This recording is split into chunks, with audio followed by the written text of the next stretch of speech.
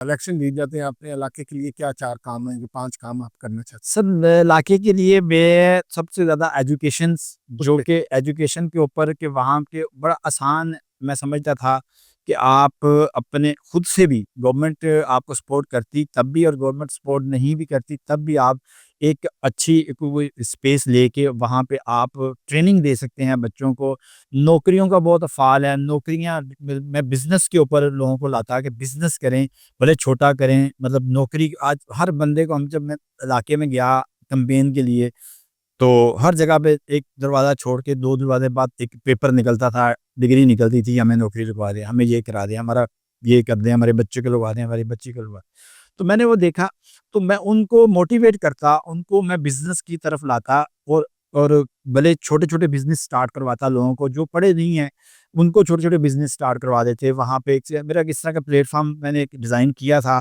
एक तो डिप्लोमे कराते लोगों को कि नौकरी के बारे से जहाँ की सेट हो जाए कि कुछ ना कुछ ऐसा करना आ जाए जिस तरह कि आप for example professional institute type की चीज़ कि जिसमें ऑन हैंड उनको कुछ जी, स्किल आ जाए। स्किल आ जाए, जो बेटियाँ हैं उनके लिए भी घर बैठे वो काम कर सकें। क्योंकि आजकल इतने ज़्यादा ऑनलाइन सिस्टम चल गया है, आपने जब कोरोना वाला दौर आपने देखा तो लोगों ने घरों में बैठ के बिज़नेस किया है। बिल्कुल। इसलिए अब पॉसिबल है कि ये जो जैसे ये मीडिया या ये इतना काम हुआ है सोशल मीडिया और ये जदीद तरक्की आई है, तो उसके अंदर ये फ़ायदे नुकसानात के साथ-साथ फ़ायदे भी आए।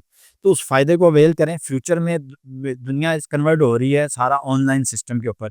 तो आपको भी इतनी अवेयरनेस हो, अब इसमें पढ़ा-लिखा होना ज़रूरत नहीं है कि आप मोबाइल नहीं चला सकते, आप अनपढ़ हैं तो मोबाइल नहीं चला सकते, आप बिल्कुल चला सकते हैं, कंप्यूटर नहीं चला सकते, आप चला सकते हैं। चला सकते हैं। तो मेरा ये वो एक था, मेरे पास एक प्रोग्राम था हमारा, हमने एक बंदे हमारे साथ थे कि जिसको हम ये दें और वो लोगों को ये मतलब इस तरीके से एजुकेट करें।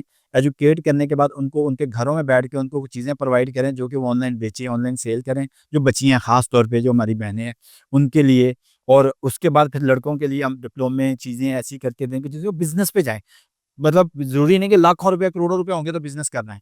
थोड़ी अमाउंट के अंदर भी बिज़नेस करें। अच्छा मियाँ सर, आज आपकी बात से ही हमने एक और प्रोजेक्ट किया, हमने एक प्लेटफ़ॉर्म बनाया, जो कि ऑनलाइन की बात की। मैं तो सादा-सा आदमी ऑनलाइन को नहीं समझता, लेकिन थोड़ा-सा जो हमने एक प्लेटफ़ॉर्म बनाया, तो आप अगर अपने इलाके के लिए करेंगे और वो जो लोग हैंडमेड या कोई भी चीज़ें बनाएँगे अपनी बेचने के लिए, तो हमारा एक वर्चुअल एग्ज़िबिशन का प्लेटफ़ॉर्म है। तो हम उन सारी बहनों के लिए, उन सारे दोस्तों के लिए, जो वो बनाएँगे चीज़ें, हम फ्री डिस्प्ले करेंगे और उसकी एग्ज़िबिशन हर साल किया करेंगे।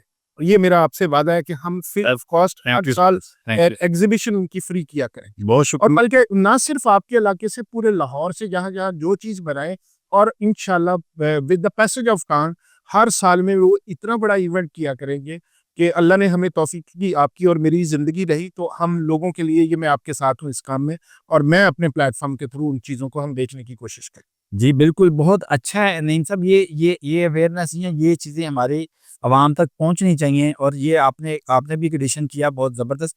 आपको याद होगा कि एक वाक़या डॉक्टर अमजद साहब अख़ुवत वाले जो हैं, जी, जी, जी। उनके पास कोई औरत आई और उसने कहा कि मैं कपड़े सिलाई की अपनी मुझे एक मशीन ले दें और ये कर दें। जबकि उसके बाद एक उन्होंने इतना बड़ा अदारा अख़ुवत बना दिया। खड़ा कर दिया। तो ये मुश्किल काम नहीं है। वो आप उस वाक़ये को देखें, मैंने भी उस वाक़ये को देखते हुए ये चीज़ें सोची और करके और मैंने कहा यार इन लोगों के और आपको मतलब वॉलंटरी वहाँ पे लोग मिल जाते हैं। वॉलंटरी मिल जाते हैं वॉलंटरी लोग। लोग मिल जाते जी, हैं जी। कि जो आपकी हेल्प आउट भी करते हैं। अल्लाह मदद करता है आपकी जब भाई आप बड़े सारे लोग करा करना चाहते हैं। अच्छा, मज़े की बात है कि लोग जो आपकी क्रेडिबिलिटी हो, जो आपने पहले बात की, आपको रज़ाकार बहुत मिल जाते हैं, जो कहते हैं कि हम इस कार्य खैर में आपके साथ हैं। जी। अच्छा मियाँ साहब, फिर थोड़ा-सा सियासत की तरफ, आप चूँकि आपने ये भी बताया कि आप नायब सदर हैं पाकिस्तान मुस्लिम लीग नवाज़ के। तो मुस्लिम लीग नवाज़ बहुत पीछे क्यों रह गई सोशल मीडिया पे? क्यों इतनी प्रेज़ेंस नहीं है? क्यों लोग वो इतने, जिस तरह पीटीआई वाले बहुत ज़्यादा हैं, तो यहाँ कहाँ-कहाँ आपको कमी कोताही नज़र आती है? सर मैं समझता हूँ कि कुछ हमारी यंग जनरेशन का बहुत बड़ा एक एडअप हुआ है हमारे वोट के अंदर, जो कि पहले नहीं थे और मोबाइल के ऊपर बैठ के मोबाइल के ऊपर देखना, कोई अच्छी बात कर रहा है तो मतलब उसको देखना नहीं कि ये बात एक सिर्फ बात तो की हद तक है या काम की हद तक भी है। तो उस नारे को या उस चीज़ को उन्होंने फॉलो किया और देखा और उन्होंने एक भागना शुरू कर दिया एक चीज़ के पीछे। जबकि मैं समझता हूँ कि वो बात फिर वो आई क्रेडिबिलिटी वाली, कि पीछे कुछ नहीं था। पीछे बैक पे सिर्फ़ एक हॉस्पिटल और वो भी आपके मेरे पैसे से बना हुआ, और उसके ऊपर आप कह रहे हैं वो अच्छा अच्छा काम है, लेकिन उसके अंदर भी मियां मोहम्मद नवाज शरीफ ने फंडिंग भी की, उसके अंदर जो ज़मीन भी दी, और उसके बाद के एक लेजेंड थे हमारे, क्रिकेटर थे बहुत ज़बरदस्त। मैं समझता हूँ खान साहब अ, आज भी अगर उनको स्पोक्समैन रखा जाए ना अपनी मुल्क पाकिस्तान का, तो बेहतरीन इंसान है वो, ग्रेट इंसान है। अच्छा बोल लेते हैं, अच्छा गाइड कर लेते हैं, उसके बाद पीछे कुछ नज़र नहीं आता, कि पीछे आपको मैं कहता चला जा रहा हूँ, कहता चला जा रहा हूँ, बस बड़े मेरे अमल कोई नहीं। तो मियाँ साहब, लेकिन मैं वो तो ठीक है, लेकिन आप क्या समझते हैं कि नून लीग ने कहाँ-कहाँ गलती की है? मतलब लाहौर में इवन आपने देखा, पंजाब इनका था, तो गलतियाँ कहाँ-कहाँ हुई? मैं एक गलती नहीं, पता नहीं कितनी गलतियों के हम बाहर हैं, लेकिन आई थिंक अब उसको मैडम मरियम लीड कर रही हैं, आगे लेके चल रही हैं, और आप अगर इनको टाइम मिला, अगर इनको मज़ीद मतलब हर दो हमारे मुल्क के अंदर बदकिस्मती से हर 2 साल बाद 3 साल बाद गवर्नमेंट चेंज हो जाती है। टाइम नहीं दिया जाता। देखो कोई भी बड़ा प्रोजेक्ट है, कुछ भी है, एक रोड शुरू कर दें ना आप, या एक ब्रिज शुरू कर दें, या अंडरपासेस शुरू कर दें, उसको भी 3-4 साल चाहिए होते हैं। तो ये आप अगर अगर आप इनको टाइम दिया गया, अगर इनको टाइम दिया, ये अपना प्रूव करके दिखाएँगे कि जो कि पाकिस्तान मुस्लिम लीग नून कह रही है, या पाकिस्तान मुस्लिम लीग नून ने जो काम किए हैं, पाकिस्तान मुस्लिम लीग नून ही वाहिद जमात है जो कि इस मुल्क को आगे बढ़ा सकती है, इस मुल्क को आगे लेके चल सकती है। आप देखेंगे चूँकि बहुत सी प्रॉब्लम्स, बहुत सी इश्यूज़ मुख्तलिफ, मतलब जो कि गवर्नमेंट ना करने दिया जाना, 2-3 साल बाद, अभी आज आप आए हो, आज आपको वज़ीर-ए-आज़म बनाया, कल आपको उतार दिया गया।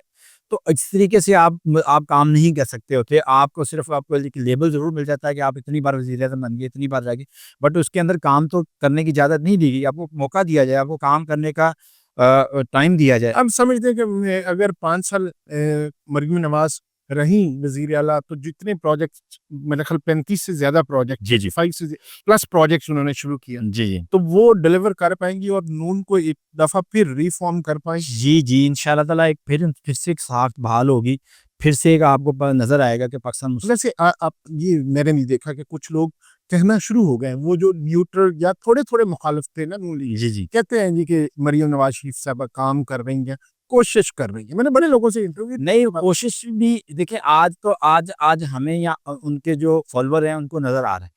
कल को मुखालफों को भी नज़र आएगा। जब आप टाइम दे देंगे, जब एक डिलीवर होती चीज़ नज़र आएगी, मुखालिफ भी बोलेंगे। तो काम वही होता है जिसके आपके मुखालिफ भी आपका तारीफ़ करें।